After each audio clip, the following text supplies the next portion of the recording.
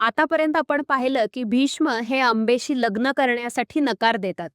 रागावून अंबा वनात निघून येते आणि तिच्या दुःखाचं कारण बघून होत्रवाहन हे तिचे आजोबा हे भीष्माचे गुरु भार्गव यांना विनंती करतात की भीष्मानी अंबेशी लग्न करावं यासाठी त्यांनी प्रयत्न करावे. त्यावरती भीष्माचे गुरु भार्गव हे त्यांना वचन देतात की मी भीष्माला अंबेशी विवाह करण्यासाठी नक्की तयार करेन. त्यानुसार भीष्मांचे गुरु भार्गव हे आपल्या शिष्यांना बोलवण्यासाठी निरोप पाठवतात. आपल्या गुरूंचा निरोप आल्याबद्दल तातडीने भीष्म लगेचच आपल्या गुरूंच्या भेटीसाठी जातात. आपल्या गुरूंना भेटल्यानंतर भीष्म भार्गव यांना नमस्कार करतात आणि प्रेमाने आलिंगन देतात आणि विचारतात की मला इथे बोलवण्यामागे प्रयोजन कोणतं. त्यावरती गुरु भार्गव सांगतात की एक दुःखी व्यक्ती आहे आणि तिचं दुःख तू दूर करावं अशी माझी इच्छा आहे. त्यावरती भीष्म विचारतात ही कोणती व्यक्ती आहे. त्यावरती गुरु भार्गव अंबेकडे बोट दाखवतात. भीष्म वळून तिच्याकडे पाहिल्यानंतर ते म्हणतात हो मी हिला ओळखतो, ही तर अंबा आणि तिच्या बाबतीत जे काही घडलेलं आहे हे तर तिचं नशीब आहे. तिने जर का स्वयंवराच्या आधीच मला गोष्ट सांगितली असती तर मी तिला नक्कीच आणलं नसतं हस्तिनापूरला. पण ती काहीच बोलली नाही, त्यामुळे मी तिला हस्तिनापूरला घेऊन आलो. पण त्यानंतर मी तिला शाल्वराजाकडे पाठवलं होतं. आता शाल्वराजाने तिच्याशी विवाह करण्यासाठी नकार दिला, यामध्ये मी काहीच करू शकत नाही आणि मी आजन्म ब्रह्मचर्याचं पालन करेन ही शपथ घेतलेली आहे, हे तुम्हाला माहितीच आहे. त्यामुळे मी तिच्याशी विवाह करू शकत नाही आणि या पलीकडे जर का काही असेल तर मी तिची नक्की मदत करेन.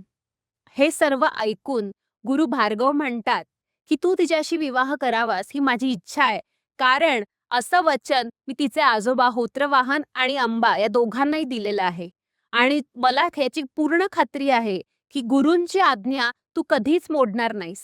त्यामुळे ही माझी आज्ञा आहे असं समज. त्यावरती भीष्म यांच्या समोर एक पेचप्रसंग उभा राहतो की मी गुरूंची आज्ञा मोडावी की माझी शपथ मोडावी. पण आपली शपथ मोडतील ते भीष्म पितामह कसे, ते त्यांची शपथ मोडायला तयार होत नाहीत आणि ते सांगतात की मी अंबेशी विवाह करू शकत नाही. यावर गुरु भार्गव चिडतात आणि ते म्हणतात हे बघ भीष्मा, जर का तू माझी आज्ञा मान्य केली नाहीस, एकतर तू माझ्या शापाचा स्वीकार कर किंवा माझ्याशी द्वंद्व युद्ध खेळण्यासाठी तयार हो. यावर भीष्म पुन्हा एकदा विचारात पडतात. गुरूंशी द्वंद्व युद्ध? त्यांच्याकडून शापाचा स्वीकार करण्यापेक्षा त्यांच्याशी युद्ध केलेलं काय वाईट, हा विचार करून भीष्म त्यांना सांगतात मी तुमच्याकडून शापाचा स्वीकार तर नक्कीच करू शकत नाही, मी तुमच्याशी द्वंद्व युद्ध करण्यासाठी नक्की तयार आहे. हे ऐकून गुरु भार्गव यांना धक्का बसतो, पण ते युद्ध करण्यासाठी तयार होतात. या दोनही वीरांचं युद्ध अनेक दिवस आणि रात्री सुरू असतं. कोण जिंकणार याचं कुतूहल सर्वांना असतं.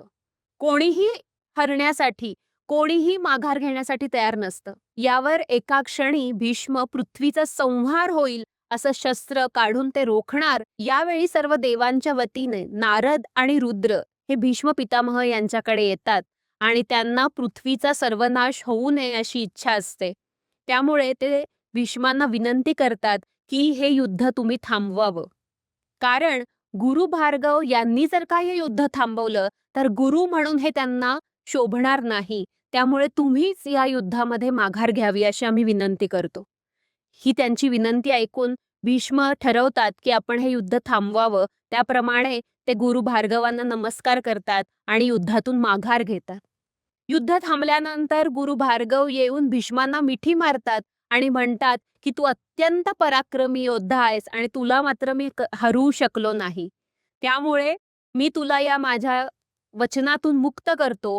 आणि ते अंबेला म्हणतात की हा माझा शिष्य असला तरी सुद्धा हा त्याच्या शपथेपासून परावृत्त होणार नाही. त्यामुळे तू याच्याशी विवाह करण्याची जी तुझी इच्छा किंवा हट्ट आहे तो आता सोडून दे. अशा प्रकारे भीष्म पुन्हा हस्तिनापूरला निघून येतात आणि अंबा मात्र आपल्या सूड भावनेपोटी दुसऱ्या वनामध्ये निघून जाते.